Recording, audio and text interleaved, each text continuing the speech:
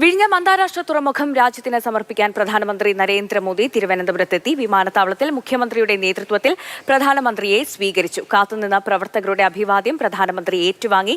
ഇന്ന് രാവിലെ 10:30 വിഴിഞ്ഞം തുറമുഖത്തെ ചടങ്ങ്.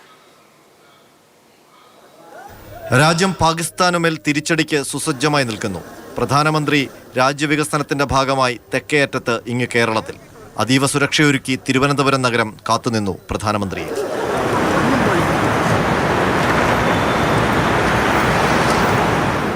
രാത്രി 7:40 എയർ ഇന്ത്യയുടെ വിമാനം ലാൻഡ് ചെയ്തു.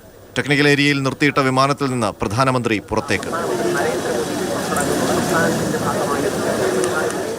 മുഖ്യമന്ത്രി പിണറായി വിജയനും ചീഫ് സെക്രട്ടറിയും നഗരസഭാ മേയറും ചേർന്ന് സംസ്ഥാനത്തിന്റെ വരവേൽപ്പ് നൽകി.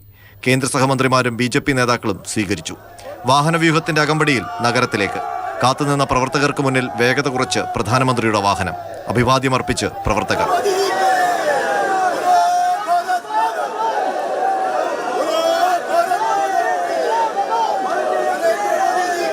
നിമിഷങ്ങൾക്കുള്ളിൽ പ്രധാനമന്ത്രി രാജ്ഭവനിലെത്തി. പാതയോരത്ത് കനത്ത പോലീസ് കാവൽ.